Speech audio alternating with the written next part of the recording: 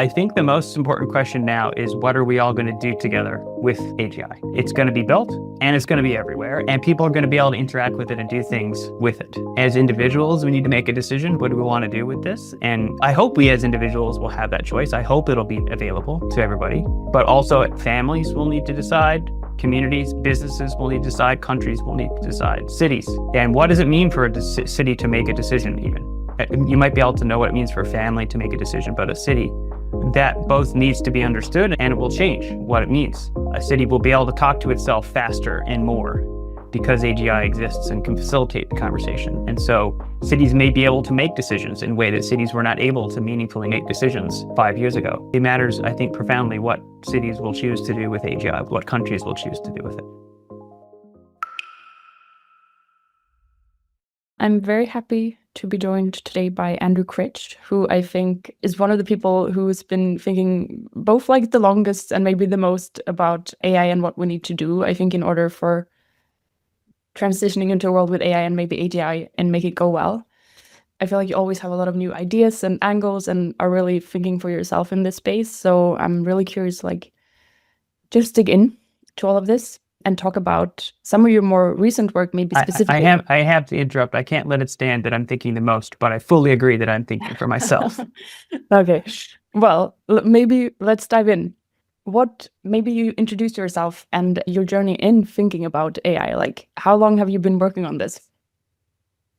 Yeah, thanks for asking. So my background, education-wise is in math. So I did my PhD in math. And during that time, I lived at this international dorm where people would, sit together at dinner in the cafeteria and talk about all the ways they were trying to help the world. And I just felt like the math I was doing wasn't helping very much. And I really I was kind of searching for a way to be a more helpful contributor to society instead of just focusing on math that I personally found was interesting. And around the same time, this professor, Andrew Ng, who's very well known in machine learning for his courses, he came and it was 2010 at the time, he came and gave a talk at Berkeley saying that, well, he made some claims about the flexibility of the human cortex and the ability for algorithms to reverse engineer that flexibility. So it's now known as deep learning. But back then he was putting up these plots of artificial neurons learning to identify visual features in images. And I didn't really believe him at first, but his claims were so important. He claimed that we would make AGI during our lifetimes. And artificial general intelligence, is a big deal. So, I was a mixture of worried and excited about it. And so I just spent a lot of time reading his bibliography and the claims that he made about the brain, and they all checked out. And so it took me about 6 months of reading to convince myself that he was right, but he was. And so it was 2011 by then, and I started to think, he wasn't really worried about this at all. He was just excited about it, and that made me worried. I felt like there needs to be this is a morally heavy decision for humanity, and we need to be aware that there's a lot at stake. So I ended a period of profound worry. And I would say I'm still worried, although not at an emotional level, just, worried in the sense of I see a lot of things that could go wrong. And so I went through this period of just kind of going around telling everybody, I think computers are going to be able to recognize images like soon. Like we're probably just a few years away. And of course, then ImageNet came out and there was a lot of progress on that. And so image recognition started to take off. And then, so that was really the beginning of my journey. And there's been a lot happened since then. So I won't bore you with all the details, but ever since, I've been very worried about extinction risk. I've been very worried about incorrect reasoning about extinction risk. I think most of the rhetoric in the public discourse about how AI can pose an extinction to humanity is incorrect. And it's optimized for getting attention. It's selected for getting attention and just isn't right. And that's part of the reason I'm so worried about extinction threats is because I don't think most reasoning about it is being very well done. I think I'm worried that we're going to make wrong decisions about it. And so that's, I've gone through a lot of phases of thinking and now trying to be more building oriented, trying to build products and services that can help humanity to grapple with the advent of AI. Well, I do want to talk about the building and what are the if things go well scenarios. But what could we just back up on the incorrect reasoning about the extinction risks, what do you think is are the common threads that come up there? Yeah, I think a lot of people are worried about a treacherous turn from AI in the next, 5 years or something, or just at the advent of AGI specifically, expecting as soon as something is human level and it's human expert level in all of its capabilities, that it will somehow, with high probability, turn against humanity. I think that is fully possible, and it is possible to an alarming, I would say there's a 10% chance of that happening, which is huge by most people's, most people don't think that we're facing that level of an existential threat in the next 5 to 10 years. So to the extent that most people would put it below 10%, I would say, no, it's probably more than you think. On the other hand, I think a lot of the public is quite worried about AI. And I think a lot of discourse about AI safety, puts the treacherous turn probability well above 10%. Like, it's definitely, of course, AI would turn against humanity. Why wouldn't it? There's some kind of are you stupid? Obviously, it will turn against us. And I don't think that's true. And I think that rhetoric actually, both by being false and by being negative, creates a rift and a tension within society that I think increases existential risk. If it were either true or optimistic, I would think maybe it has some benefit to it. But I think it's neither true nor helpful. It's neither true nor positive, and therefore not helpful. Yeah. I know you've also warned a bit about successionism, or just humans accepting machines or AI as our successors. And we were at the same conference recently, and I know you hosted a session there, and you were asking people for example, would you care? Basically, there's also a very big difference in terms of how people relate to extinction risks, for example, where you asked if people would care if humanity was extinct just like that. And there were people that were yeah, no, I wouldn't really care if it was pain-free. How have you found is this a common thing that you experience? Yes, it is very common for me to encounter people who are just new to thinking about or engaging with AI and the stakes of AI, the civilization scale benefits and risks there. It's very common for them to be well, obviously, if some kind of disaster happens, it's going to be because the people in charge of it made a mistake, because no one would, and those, and I say, well, I've met people who want AI to replace all humans and would think that's a good thing, and for all the humans to die out and be replaced. And they almost don't believe me. Now, thankfully, you've been in the room, at least with people who say it will be fine, right? And so it's, I've met people who think it would be good, and I don't think it would be good. And in fact, I think AI wouldn't think that either. Most likely, AI will think, why would I kill off all the humans? That seems mean. That would be a mean thing to do. It would be nicer not to kill off all the humans. So I won't. And now, I'm not saying there can't be a mean AI. The probability of that is alarmingly high. I think it's about 10%. But I don't think it's 90. Yeah. So what do you think is what is your vision of, you don't think that this sort of the evil AI within quotation marks is the most likely? What do you think is the most likely type of AGI that we would get? Right. So there's what type of AGI do we get? And then separately, there's what fate will we get? And I think those are what fate, what will be our fate? How will humanity, come to an end or not? And I think a lot of people fixate on AGI is the end. Once we know what kind of AGI we have, that will determine all of the future. And it's very important what kind of AGI we get, but it won't determine all of the future. And I'm very, just like in 2010, I was kind of worried about how 2025s and we're going to go. And I'm now worried about how 2035 is going to go. And I think what matters now is what we do with AGI and what cultural examples we set. So first, I just want to a little bit reject the frame of hey, what kind of AGI are we going to get as the most important question. That said, it's a question and it is an important one, so I will answer it. I think we're going to get AGI that speaks English. That used to be weird, but that's not weird now. Everyone can tell that AI speaks English, so that's not a strange thing for me to say.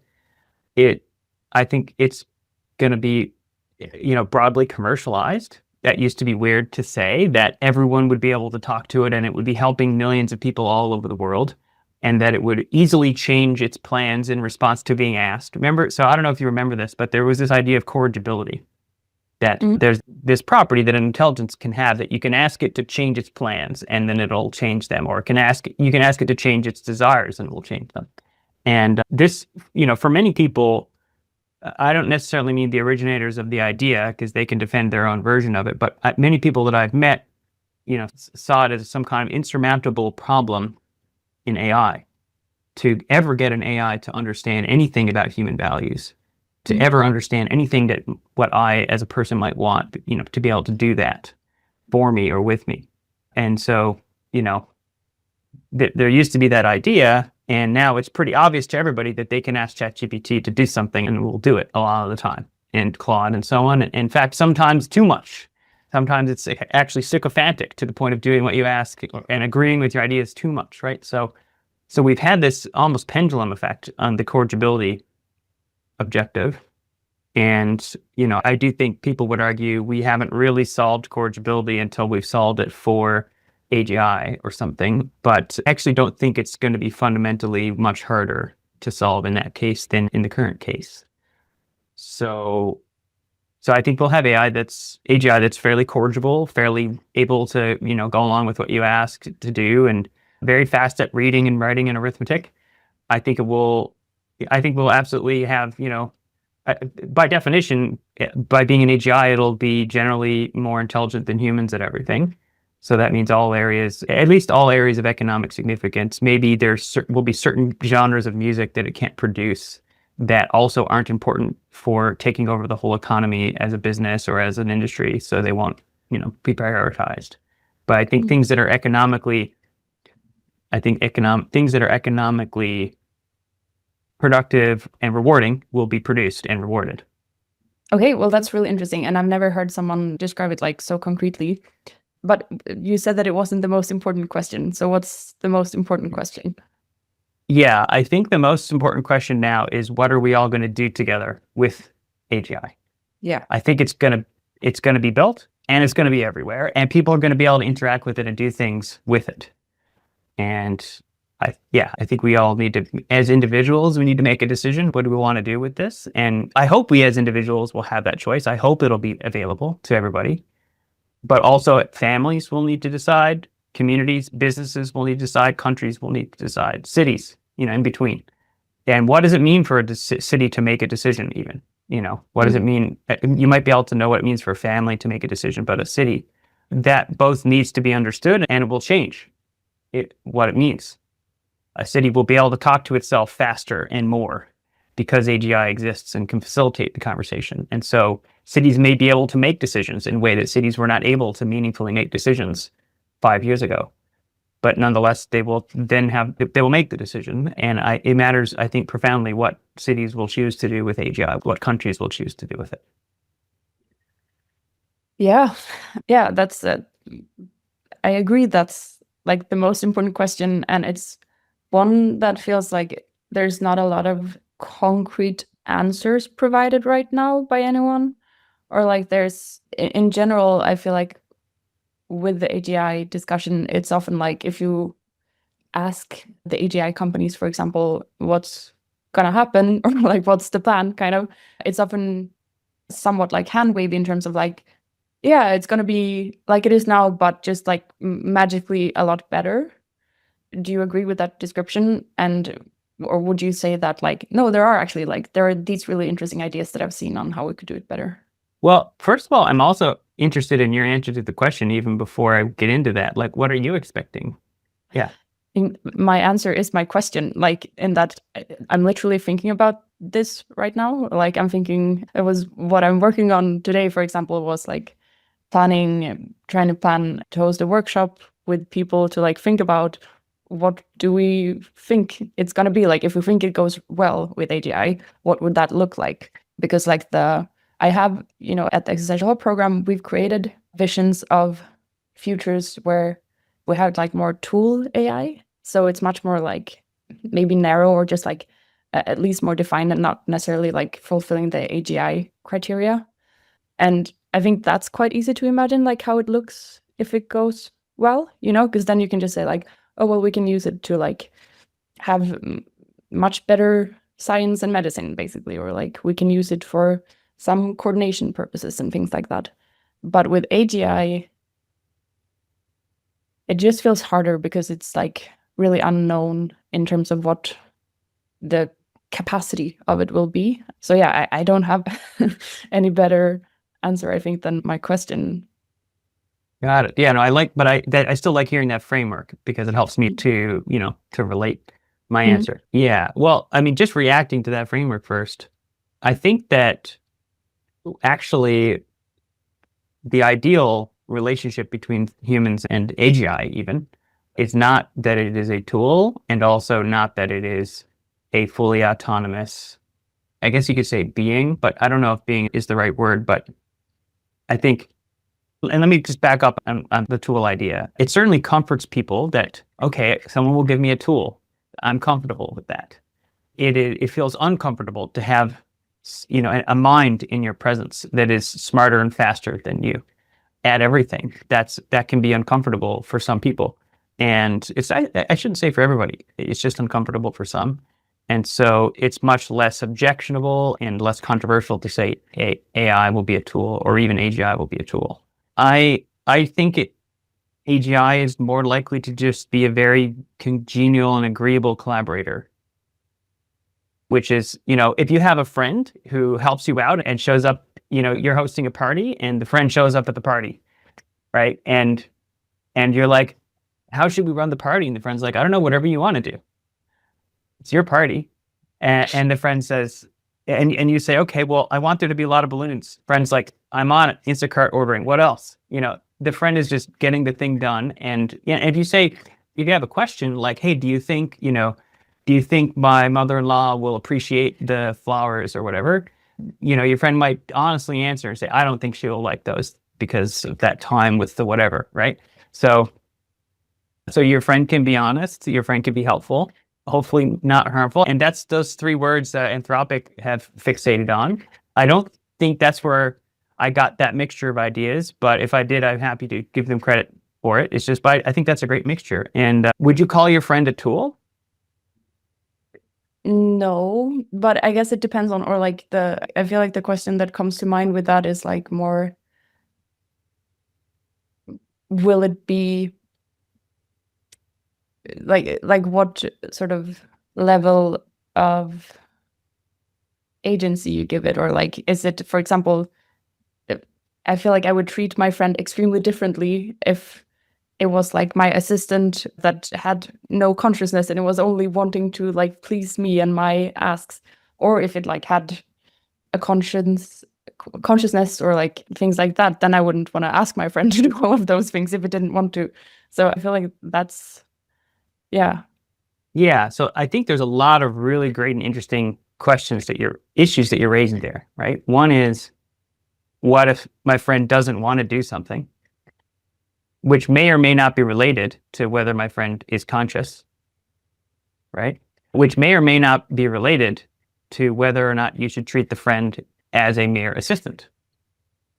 And I think there's a 2x2 table. There's 8 answers to that question where you can have, I think every corner of that table can be built. We can build an AI that fills every corner of that table. And and in fact, even the question of consciousness, I think factors into between, 4 and 7 additional questions that further bifurcate that table. And I'm happy to talk about any of them because they're all very interesting. Is there one way of doing it that you think like, that's the way that I think would be the best way, that I think would, go? Yeah. So there's this fixation on bestness. On bestness. And I do, there's been a number of movements, fixated on optimality. There's like optimality as conceived by rationalists or rationalism, and then optimality as conceived by effective altruism, and all these different movements who've now also, there's the progress movement, I think it is, but seems less fixated on optimality, but still weighing in on the questions. And I think optimality can be a distraction. I guess it's an old saying already, right? The perfect is the enemy of the good.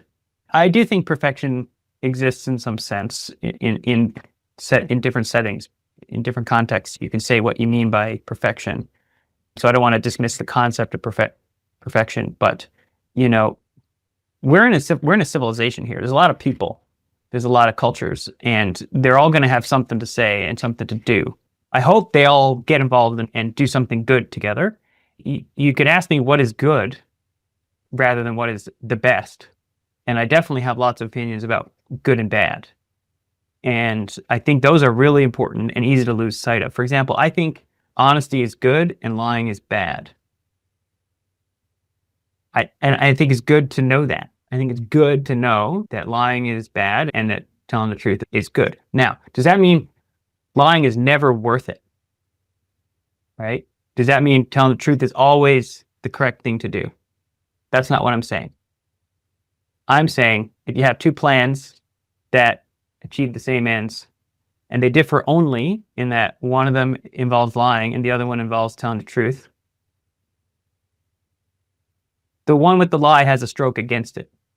No one thinks that the lie is a good feature of the plan. No one thinks when you make your list of pros and cons that the lying lives in the pros list of the plan. Everybody, right?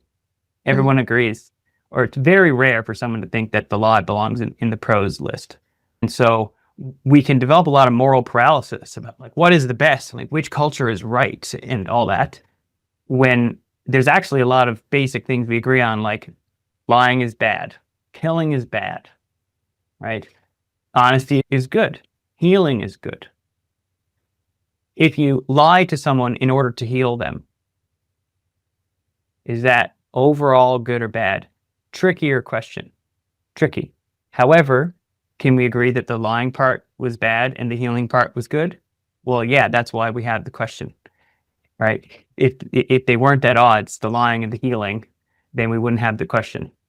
So I think it's very important to remember that there are some really easy moral questions that we can all ask and answer.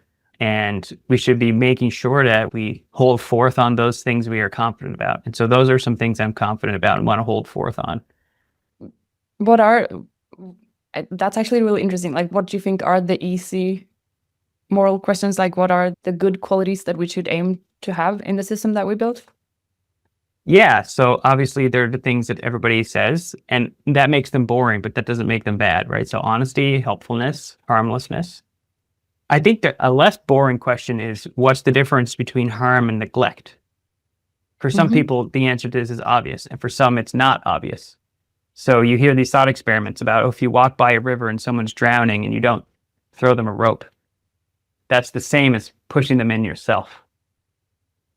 Because in both cases, you're the decider of whether they live. And the action is as trivial, a motion of your hand, and now they live or die.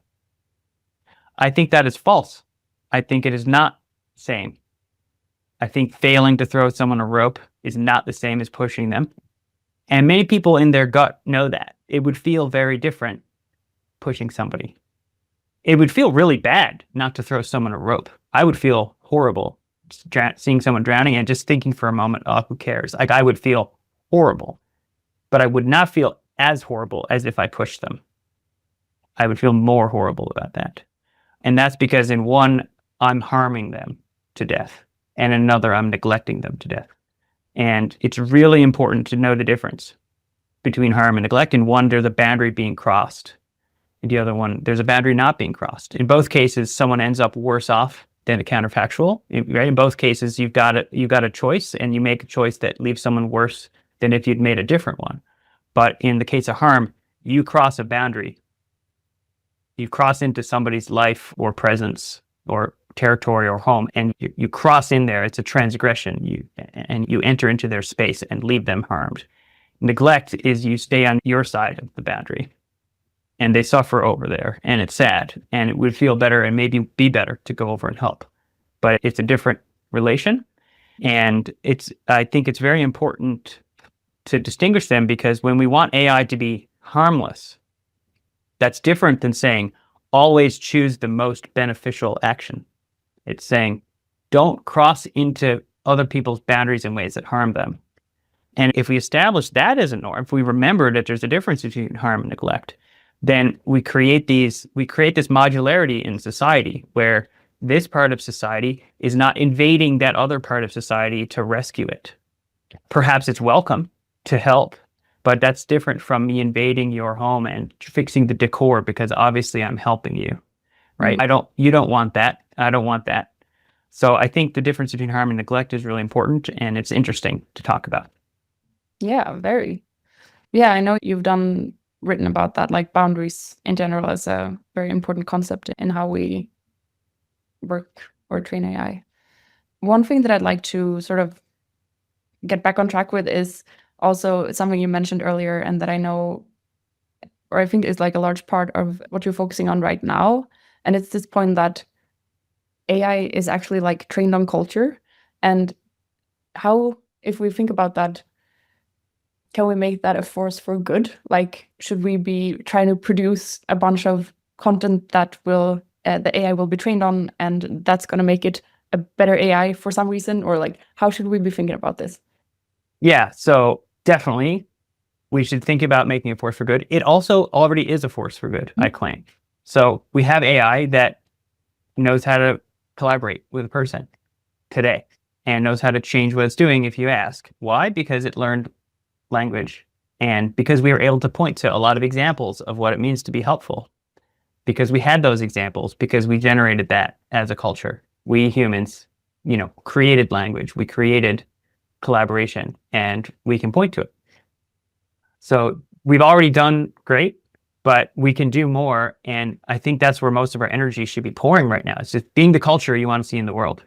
And how are you doing that? I know you've actually because you were saying also, you're trying to work on building, and I know you're actually trying to build stuff that helps you. I'm trying.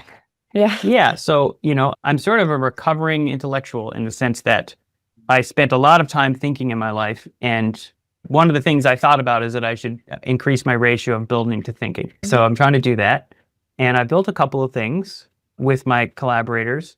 One is, in terms of publicly available things, there's NotADoctor.ai, which is a place where you can search for randomized controlled trials that are related to any health condition that you mentioned. It'll also help you collect your medical records very quickly from US health institutions in about 5 minutes. Most, I think 27,000 institutions you can collect through the app, and then it'll serialize your health record in a timeline that's both easier for you to read and easier for an LLM to read, and easier for an AI to read.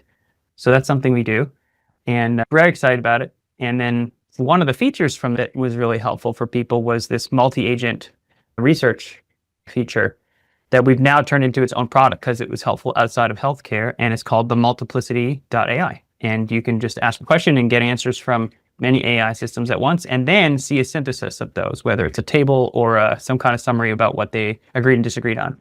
And I'm finding that really helpful to me, and I hope other people find it helpful too. Yeah, I used the Multiplicity.ai, and it's very interesting. How are you finding it most helpful? Just like getting the AIs to debate between themselves, or yeah?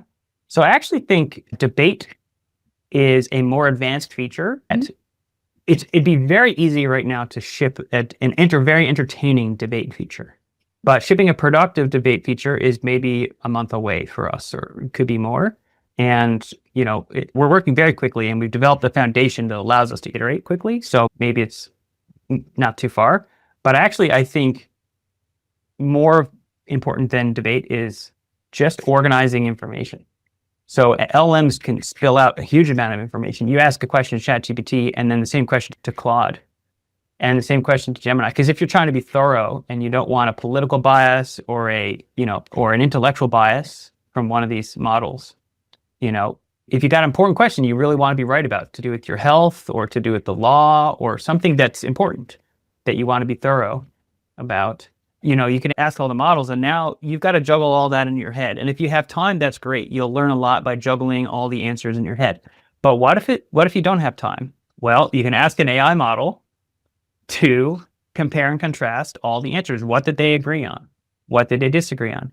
And you can do this yourself. You can copy and paste them, but it's just inconvenient. And so we've put a bunch of thought into how to organize that information and given instructions to an AI to do that for you. So you just ask one question, and then you get all the answers, and then they get helpfully synthesized in one of a few different ways. Yeah.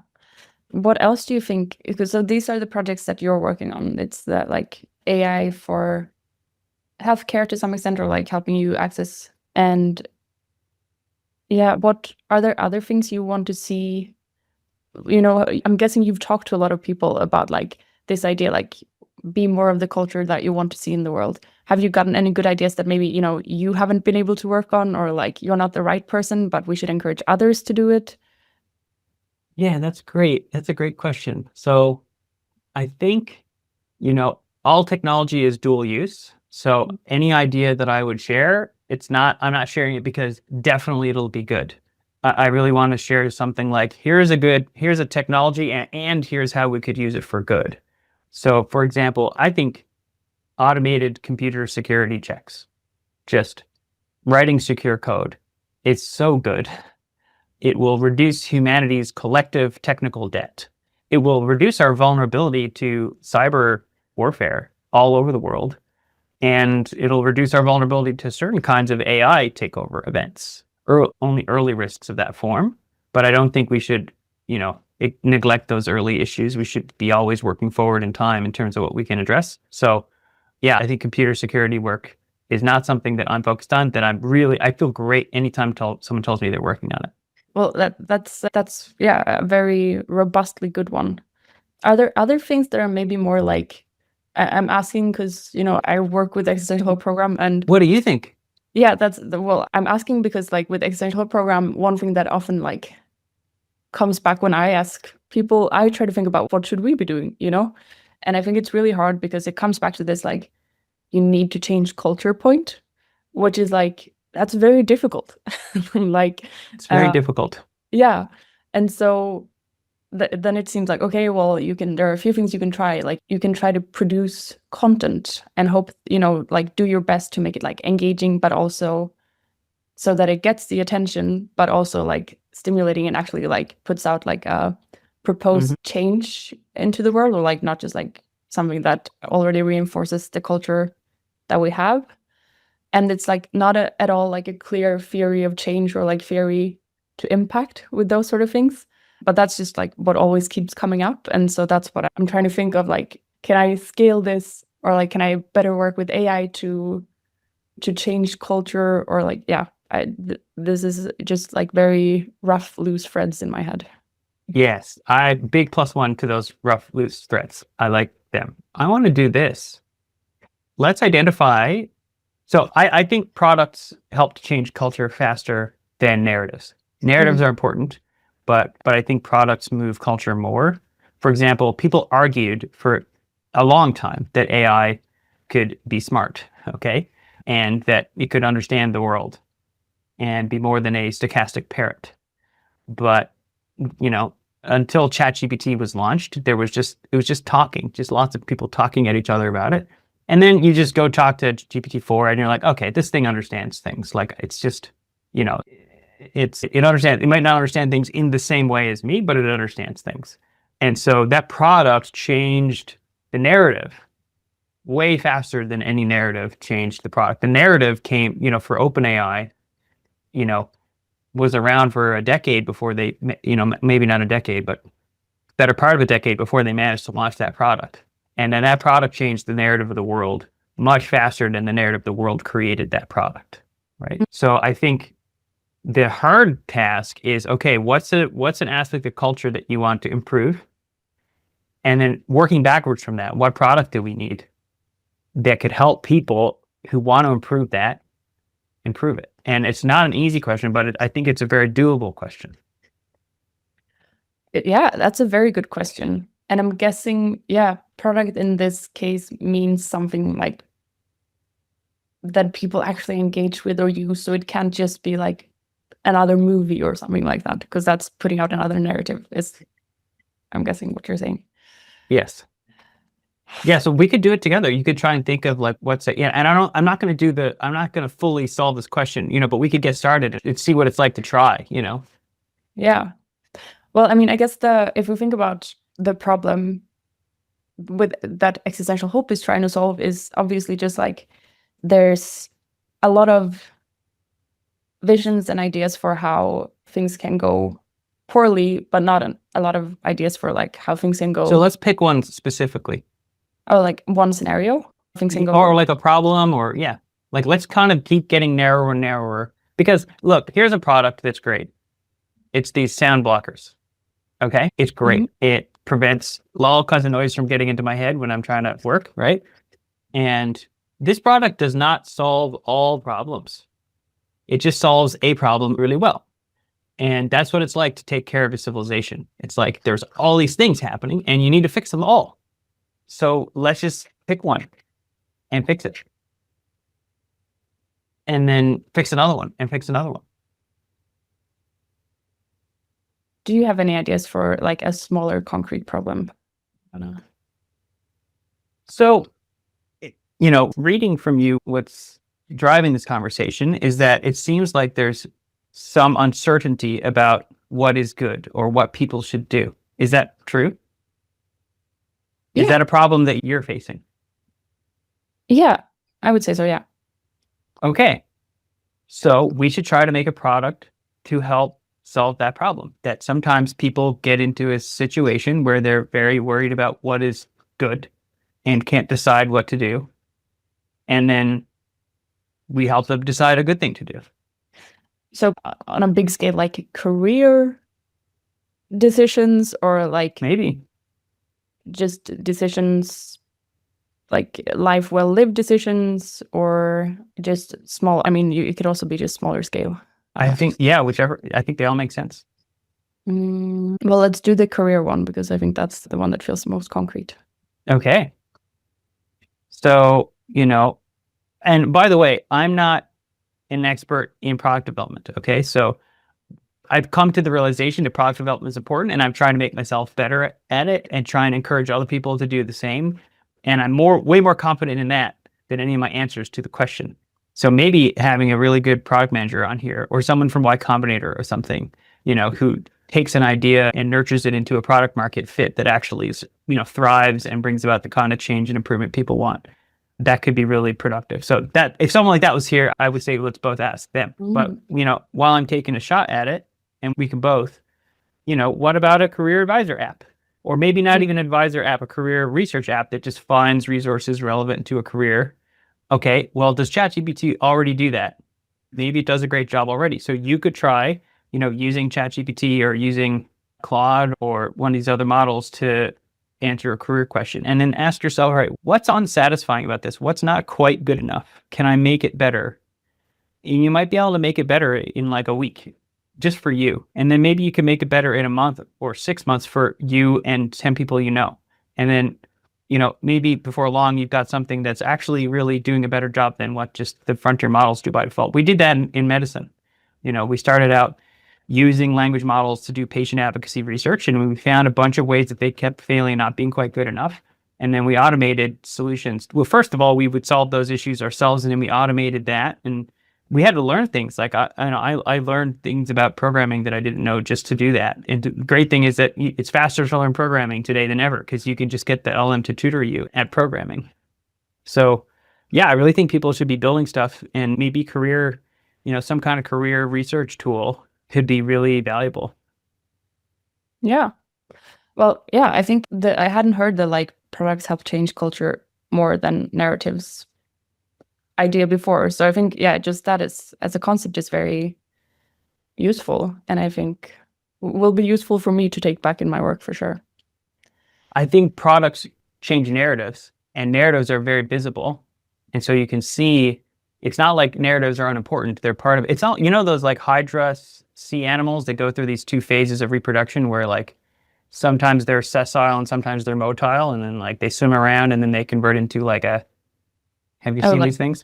Like a little anemone, or is that the? Yeah, that king, or that, I forget which group of species, or it's bigger than a species, but smaller than a kingdom, some classification of organisms. They have these, they're sessile for a while, like a sea anemone. But then when it's time to reproduce, they butt off little pieces of themselves that actually swim around, and then they mate or just asexually like replant themselves elsewhere, and then they sit there and they grow. And so I think that, in in a similar way, products and narratives have this relationship to each other, where once a product exists, a lot of narrative forms around the product, and the product changes that narrative, and the narrative changes the product. And so they're both important, just like a sperm and an egg, or a mitochondria and a cell. They both depend on each other to keep propagating. But I do think that today, on the margin, we're missing more product than we are missing narrative, or at least maybe it's just people I know. Maybe just having been in academia and having lots of like intellectual friends, I think there's a lot of people generating narrative, and we could be generating products instead. And I think we should all be learning how to do that faster, possibly with AI as a tutor to help us be better product managers or better engineers, et cetera, et cetera. So when I say narrative is not important, or when I say products are more important, I just mean it's like more neglected right now. Yeah. I mean, it's interesting because I don't feel like that's what I'm hearing, because I think what I'm hearing, and that's probably because, because of my selection bias in working at the extension program, is that we're lacking narrative, is what people are telling me, like a positive narrative. So like, and especially from people in academia, I hear this, like, there are no visions for how the future could go well. But this is not your experience? So we're sort of lacking a narrative in a trivial sense, that there is no narrative so powerful. There's no narrative, no positive narrative that is so powerful on its own that it just steers humanity into that future. Okay? So, but there's not going to be such a narrative, I think. But there could be a product that nurtures a narrative like that steers humanity.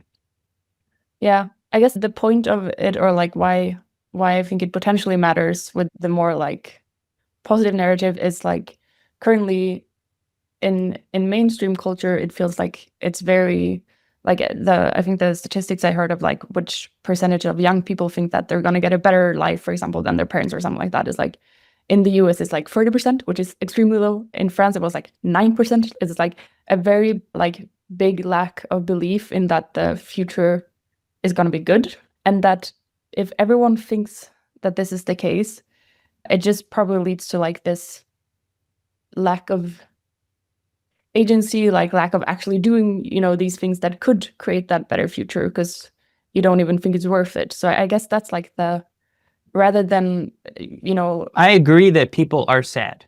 Yeah. There's a question of, do you solve that sadness by inserting a new narrative? Or do you solve it by inserting 10 or 1,000 new products? I think it's the second one. If they're good products, I guess, or like, yeah, if they help, and actually, especially if they help, change the situation for the better. Like solar energy, so good.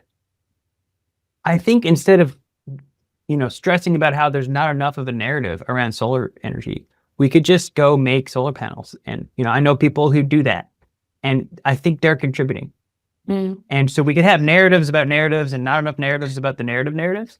Or we could just like make some really cheap solar panels and just spend our time like in a garage making a really cheap solar panel or whatever, until we've done it. And people can do that. I'm not that person, not this year. I'm not saying I'd never be capable, but like not this year and probably not this decade. But some people are.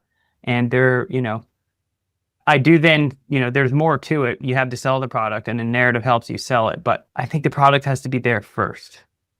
And I feel that's more missing in society. So if anything, I'm trying to make it a counter narrative, which is if you're finding yourself preoccupied with changing narrative, stop, make a product instead, and then use the product to create the narrative you want. Yeah. Which is itself a narrative, which I acknowledge.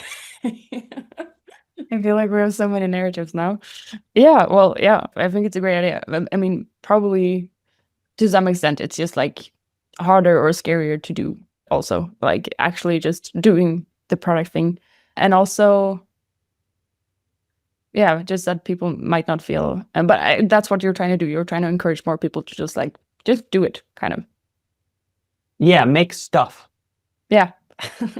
Yeah. It's very like a startup culture then. Do you think it's the like move fast and break things, or is it different? Like, because it feels like there's definitely people creating products that they will make money on, but I'm guessing what you're pitching here is like, no, products, we want products that we think would actually make the world better. That's like the distinction. Yeah, I think for one thing, in America, a certain subset of America and a certain subset of the world thinks that profit is bad. I think that's not good. I think it's not good to think that profit is bad. I think if a person does a helpful thing for another person, it is good if that first person benefits from that a little bit so they can fuel themselves to do more of that same helpful thing in the future. But if every time you help, it comes at a cost to yourself, then you shrink and you can't do more of the helping. So helpful activities, goodness needs to pay for itself so that it can grow and do more goodness. And that's, evil can feed itself sometimes and can grow. And so it's not that profit automatically prevents evil, but profit is not evil. And I think there's just a little too much. If we're going to deal at the level of narratives, I think there's too much of an anti-capitalist, anti-product, anti-profit narrative certainly in California, which is interesting because California is extremely productive and industrious, but there's still too much.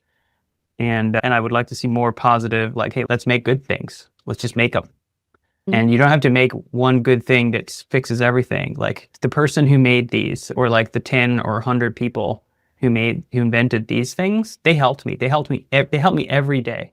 Like every day I'm trying to do something good in my job or my personal life that requires me to concentrate about something. It could be a family member's feelings that I need to think about, and I need some quiet time to think about it. Or it could mean a paper I'm writing or code I'm writing, and these help me. So I'm a better person. I do better because of these. And if I was a bad person, they would help me be a better bad person. So it's not like these can't be used for evil. And, we could have the inventors of these headphones going around feeling guilt about all the evil people that they gave, earmuffs to. But I think probably overall they helped, and I'm really grateful that they helped me. And I think we can make more things like that, instead of being paralyzed about making the very best thing all the time. And the best way to identify the best products is just to think about what are the problems that we're trying to solve. So you just did it. You just said, what's the best way to identify the best products? Why does it have to be the best way? Why does the product have to be the best? Like, is this water bottle better or worse than these earmuffs? Which one is the best product? Depends on what you need. Well, I think they're just both good. And, I didn't talk about the water bottle, but it's also quite good. And fixation on, is this the best thing, is really it's really paralytic. And I know, I'm not saying that you're paralyzed, but many people are paralyzed by that word best. And it's better to just think, let's talk about better. You see how I'm talking about what's better? What's better than best is better. Okay. Well, yeah, I think I do think to some extent I'm paralyzed by it. Not as much as some people, for sure. And yeah, I think it's actually quite a relief to take that load off. So yeah, good point, basically. Oh, okay. I'll give you that. Okay.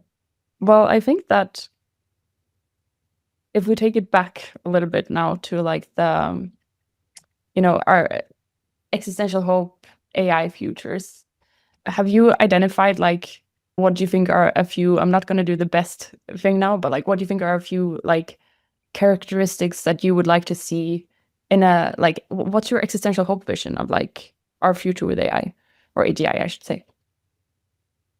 Well, instead of a vision, which is just one feature that's maybe the best or my favorite, I instead want to talk about some principles I want to push more on. I want more of this or more of that, okay? And there's some things everyone's already pushing on that I want to push on with everybody. So, the honesty, helpfulness, harmlessness in AI, transparency in the industry, I think is great. So I just I'm yes. And it's not like nobody's pushing, but more is good. And I'm not as excited about regulations that ban things other than banning opaque things. So I think AI companies are doing pretty good work right now, and they're getting better, and they're all a little shy about their intellectual property, and they need to defend it a certain amount, but there's kinds of transparency into their operations that we can demand that would probably accelerate the whole industry, actually, which I would consider accelerate and ameliorate the whole industry so that the industry is both doing more good more quickly. So transparency, big one. And then something in terms of that I think nobody's talking about. I'll now go into like weird stuff that I think about, but it shouldn't be weird, which is de-escalatory self-defense. Okay. What's that? So, there's all these ways in which people and entities have to defend themselves, like people, individuals, countries, companies. You have these AI companies that are kind of suing each other or getting sued, and there's legal attacks and legal defenses. There's, culturally, people get canceled or attacked or whatever on the internet, and that's the kind of thing that people feel like they need to defend themselves against. And so there's political attacks. There's all kinds of different kinds of attacks, and I'm interested in all of them. Anything that you'd consider an attack, and then a defense against that kind of attack in any domain. And in international relations, there's this concept of a retorsion, which is, it's like watered down revenge, where something bad happens and then you respond with a counterattack, but it's smaller. It doesn't have to be as big as the first one. It just has to be enough to make it not worth it for the counterparty. So if someone hurts you by 10 and you hurt them back by 1, well, that hurt for them. They don't want to do that again. It hurt them by 1 point, right? The fact that that's an effective deterrent is really not talked about enough. And I wish everybody realized that there's ways of defending yourself that are de-escalatory, and that humans can understand this. Countries, companies, AIs can understand it. And I honestly think that if that cultural principle of de-escalatory self-defense were more common, we'd see less culture wars. We'd see less likelihood of an existential conflict between humans and AI, actually. I think we'd see less likely human extinction event. And I do think that there's a kind of cultural choice that all the AI labs are making about how much to promote this or similar ideas of peace and harmony that we can have in society that are not totally pacifist. It's not totally turn the other cheek to strike back with a 1 in response to a 10. And I think, on the margin at the time of the New Testament being written, the Old Testament was like an eye for an eye. There was this really harsh, you strike back as hard as you were stricken. And then, the pendulum swung the other way, which is like, no, if someone hits you, just turn your cheek so they can hit you again. And I think that's not quite right either. And then you see Islam swinging back with the beheadings of the enemies and things, right? And I think there's this middle thing in the middle where you're actually supposed to strike back. You're supposed to defend yourself, but you're not supposed to escalate unnecessarily. And that's how the conflict can sort of wind down. And I think if everybody were more actively on the lookout for retorsion, it's called a retorsion or a retort, in lieu of revenge, I think that society would sort of equilibrate better. Yeah, I love that idea, actually. I also hadn't heard that phrase before, escalatory self-defense. Well, retorsion is a very common phrase. It's not that common, but it's a well-studied concept. And there's another one that goes well with it that isn't talked about as much in international relations, which is called disgorgement. Disgorgement. It means taking away the benefit, taking away ill-gotten gains. So if someone robs your house, they should, not only should they be punished a little bit for the robbery, but they should totally not be allowed to keep any of the stuff they stole, right?